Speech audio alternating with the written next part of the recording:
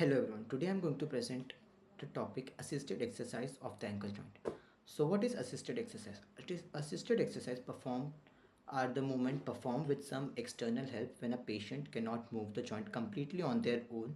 This may happen because of weakness, like past weakness, pain, injury or neurological impairments or problems. The ankle joint plays an important role in walking, running, maintaining balance, and performing daily activity. Therefore, restoring ankle movement is an important part of rehabilitation. Sorry. Now, before jumping to assisted exercise of ankle joint, we have to understand the anatomy of ankle joint. So, what is the anatomy of ankle joint? The ankle is mainly a talocrural joint, which is synovial hinge joint formed by three bones: tibia, fibula, and talus.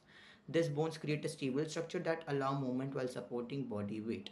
The ankle perform four major movements, that is dorsiflexion, plantar flexion, inversion, eversion. Dorsiflexion moves the toes upward towards the shin. Plantar flexion is pointing toes downward, and inversion is the turning the sole inwards, and eversion is turning the sole outward. Important muscles involved are tibialis anterior for dorsiflexion, gastrocnemius and soleus for plantar flexion, tibialis posterior for inversion, peroneus longus and brevis for eversion. This muscle work together to maintain stability, balance and normal walking. Can anyone show me what dorsiflexion look like? If yes, then it is like pulling the toes upward. Now we'll move to purpose and definition of assisted exercise.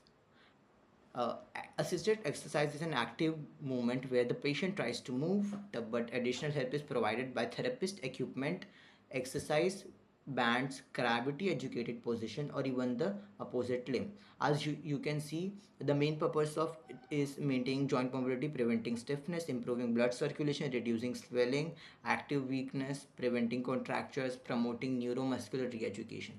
For example, imagine a patient with ankle sprain who cannot lift the foot upward due to pain and weakness. The therapist provide therapy while gently assist the movement, helping the patient move through the available range. This promotes healing and speed up recovery. What is the indication and contraindication of assisted exercise? Well, there are situations where assisted exercise are useful and where they should be avoided. Indications are ankle sprains and ligament injury, fracture rehabilitation, post-surgical recovery, stroke and neurological condition, peripheral nerve injury, foot drop, muscle weakness, pain limiting movement, prolonged immobilization. These are the time when there should be there where ankle joint assisted exercise should be given, while we should not give assisted exercise when there is acute inflammation or infection, unstable unhealed fracture, severe pain during movement, joint infection, which is also known as septic arthritis, recent ligament rupture without stabilization, deep vein thrombosis, and controlled swelling.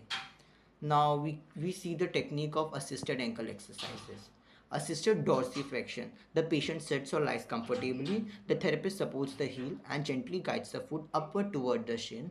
This mainly targets the tibialis anterior muscle, as you can see in the photo, and helps restore the movement needed for normal walking.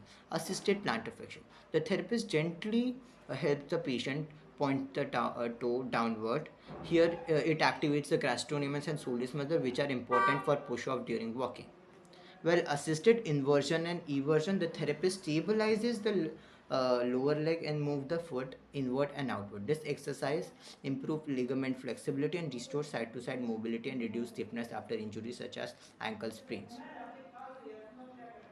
Well, we can see rehabilitation always follow a gradual uh, progression and clinical application. The sequence is passive exercise, active exercise, assisted active exercise, and resisted exercise.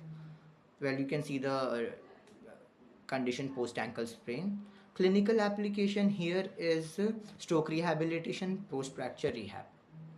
Well, the advantages and precaution. The advantages are like it maintains joint flexibility, range of motion, improve blood circulation, reduce swelling, prevent muscle atrophy during recovery, facilitate walking recovery and enhance balance, improve gait pattern and functional mobility, as you can see. And precaution, avoid forcing movement beyond pain free range, monitor pain levels carefully throughout exercise, and maintain proper joint alignment at all times. Observe signs of swelling and inflammation, progress exercise gradually and systematically. These are the precautions we should take while doing assisted exercise of ankle joint. Well, the summary and conclusion, we can conclude it that assisted ankle exercise restore mobility, facilitate neuromuscular recovery, and bridge passive to active rehabilitation, accelerating outcome